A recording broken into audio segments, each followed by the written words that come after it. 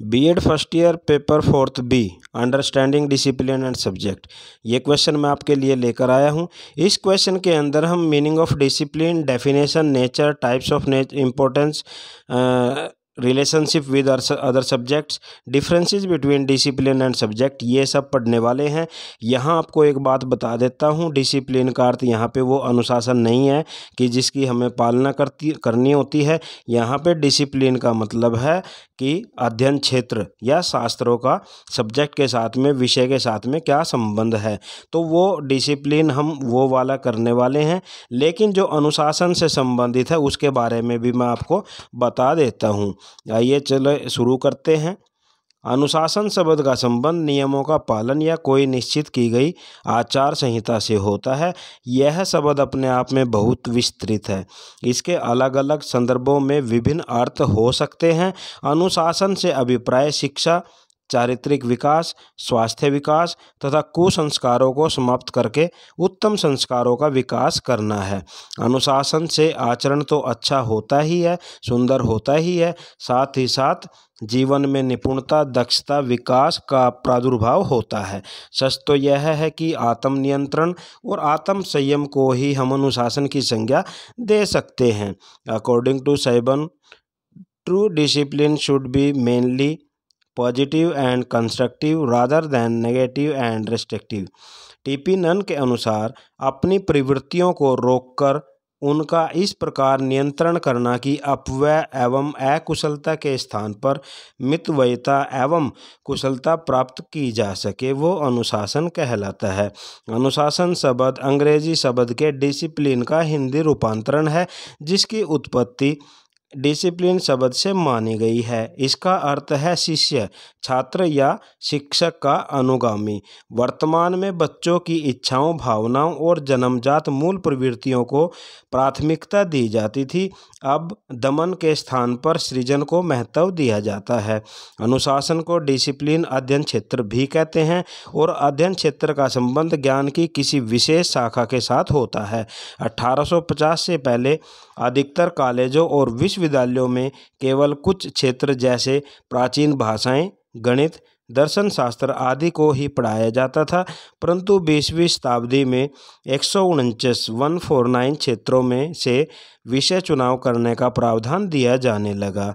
शाब्दिक अर्थ की अगर बात करें, अध्ययन क्षेत्र शब्द अंग्रेजी भाषा के डिसिप्लिन शब्द का शाब्दिक अर्थ है और डिसिप्लिन शब्द की उत्पत्ति लैटिन भाषा के शब्द डिसिपल से हुई है, जिसका अर्थ है प्यूपिल्स, विद्यार्थी।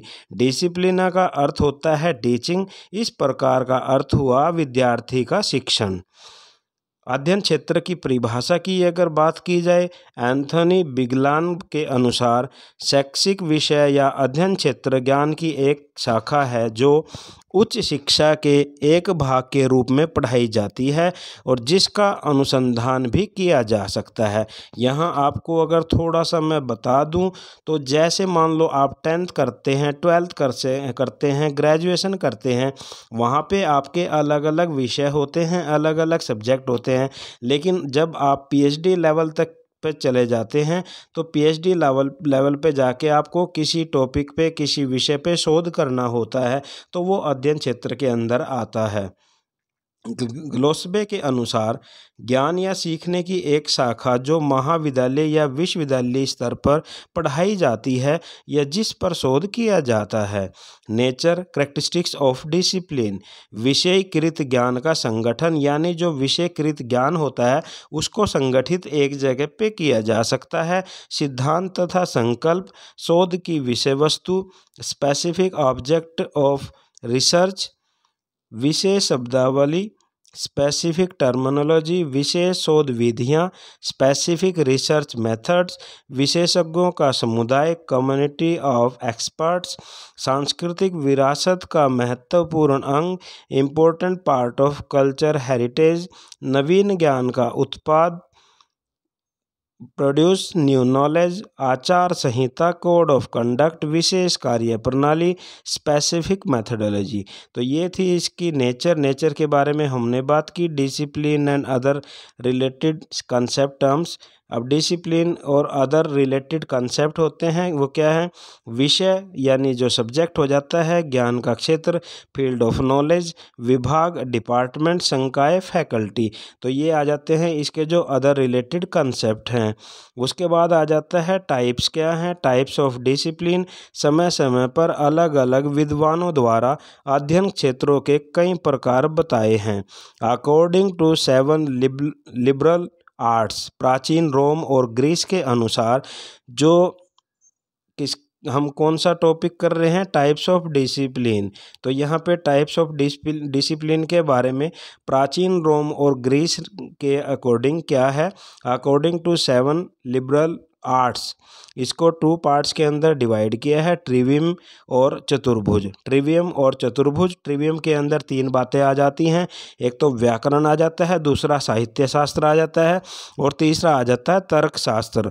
और चतुर्भुज के अंदर आ जाता है अंकगणित आ जाता है, ज्यामिति आ जाता है, खगोल विज्ञान आ जाता है और संगीत की शिक्षा दी जाती है। तो ये आ जाता है जो 7 लिबरल आर्ट्स के अकॉर्डिंग। उसके बाद अकॉर्डिंग टू अरिस्टोटल, ये इसने इसको 3 पार्ट्स के अंदर डिवाइड किया है।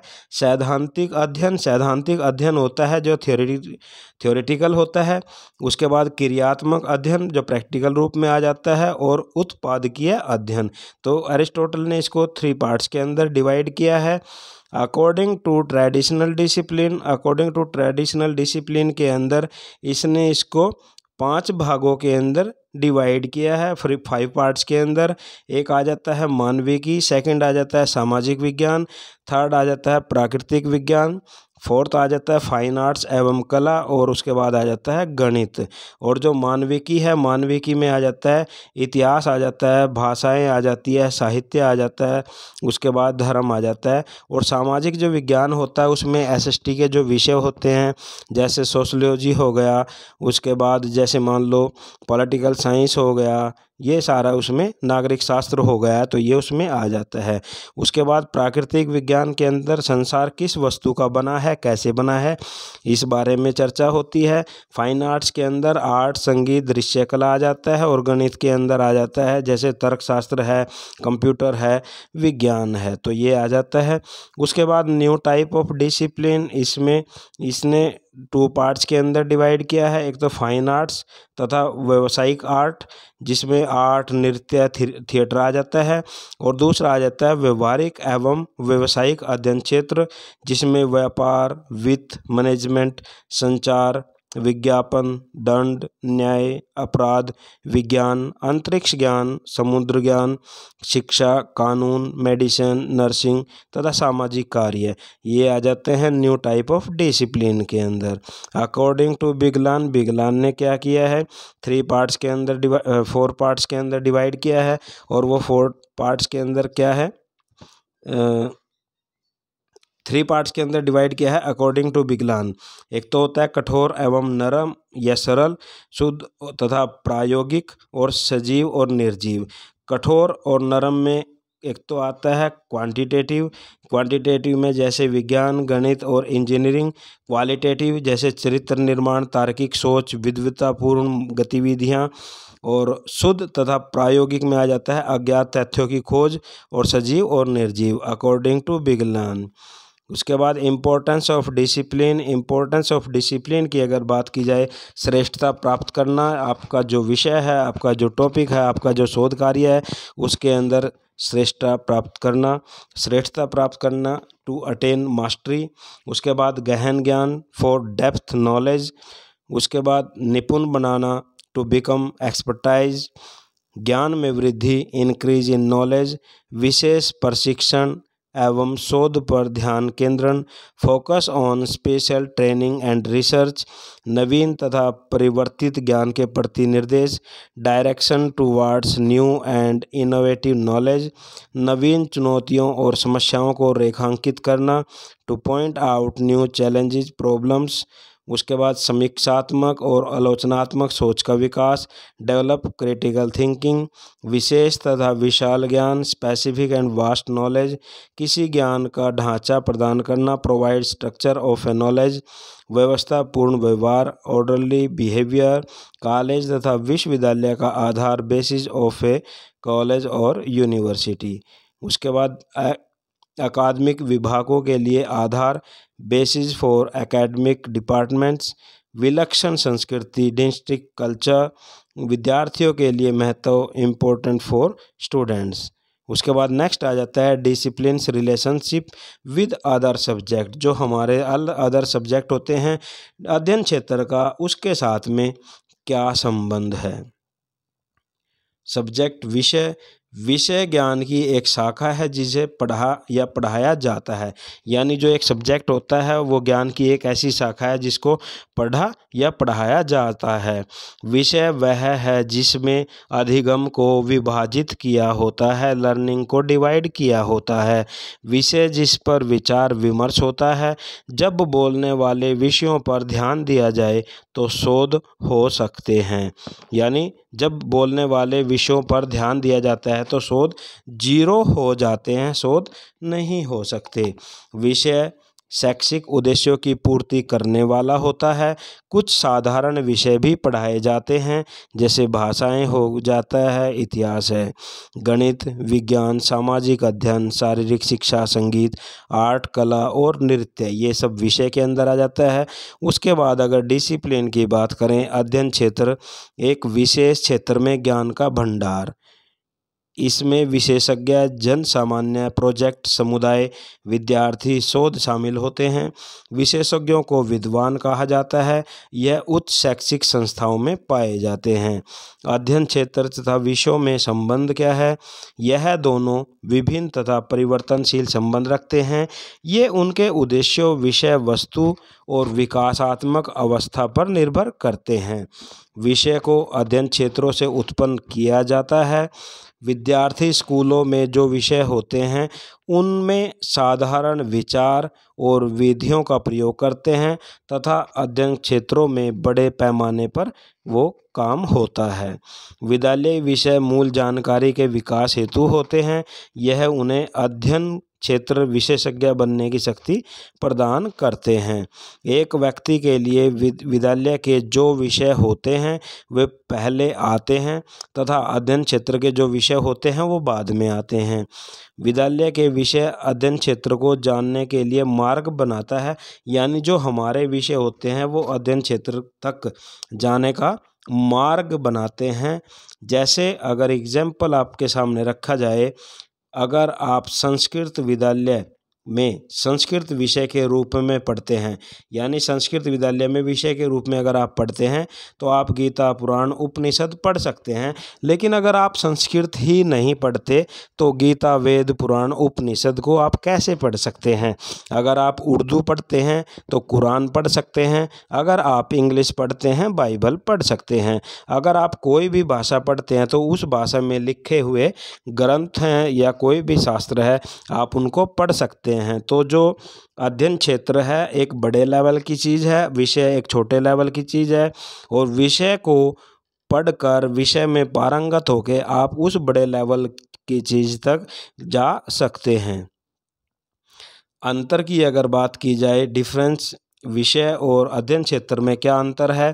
विषय पाठ्यक्रम में अधिगम का एक क्षेत्र होता है और जो ज्ञान की वह शाखा जो उच्च शिक्षा के लिए पढ़ाया जाता है, जिस पर शोध किया जाता है, वो कहलाता है आपका, जैसे BA MA आपके विषय हो गया, PhD में आपका हो जाता है जो अध्ययन क्षेत्र। उसके बाद नेक्स्ट, ज्ञान के छोटे भाग को कवर करता है, मतलब जो विषय है ज्ञान के छोटे भाग को कवर करता है, और जो अध्ययन क्षेत्र है व्यापक और विशाल होता है। ज्ञान का क्षेत्र संकीर्ण होता है, जबकि अध्ययन क्षेत्र का जो क्षेत्र होता है वो विस्तृत होता है। शिक्षण अधिगम की गतिविधियों को आकार तथा अर्थ प्रदान करता है, और जबकि अध्ययन क्षेत्र शोध, व्यावसायिक प्रशिक्षण हेतु किया जाता है।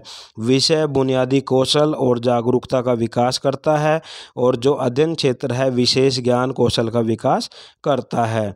सरल तथा जानकारी। विषय क्या होता है? सरल होता है, विचार उसके सरल होते हैं और जानकारी मात्र होता है, जबकि इसके जटिल सिद्धांत हैं अध्ययन क्षेत्र में। विद्यालय तथा कक्षाओं के साथ विषय का संबंध होता है। विश्वविद्यालयों और अन्य उच्च शैक्षणिक संस्थानों के साथ में अध्ययन क्षेत्र का संबंध होता है। पाठ्यक्रम विद्यार्थियों की आवश्यकताओं के अनुसार होता है। विभिन्न कौशलों के विकास के लिए अध्ययन क्षेत्र की आवश्यकता पड़ती है। विषय विषयानुसार शिक्षण विधियां होती हैं, जबकि इसमें शोध विधियां पाई जाती हैं। अब उसके बाद देखिए क्वेश्चन आपसे कैसे पूछा जा सकता है। Role of disciplinary knowledge in the school curriculum. Disciplinary knowledge क्या होती है? अध्ययन क्षेत्र ज्ञान की एक सुनियोजित संरचना है। ज्ञान से व्यक्ति जीवन को समझता है। ज्ञान अर्जन के दृष्टिकोण अलग अलग हो सकते हैं। ज्ञान सत्यापन योग्य कानून, सिद्धांत और सिद्धांतों का उत्पादन है, जो उसके शोधकर्ताओं द्वारा अध्ययन क्षेत्र विषय के बारे में तैयार किया जाता है। अध्ययन क्षेत्र वह क्षेत्र है जिसमें संवाद करने वाले लोगों का समूह शामिल होता है, जो अध्ययन क्षेत्रीय ज्ञान से संबंधित ज्ञान को निर्मित करते हैं।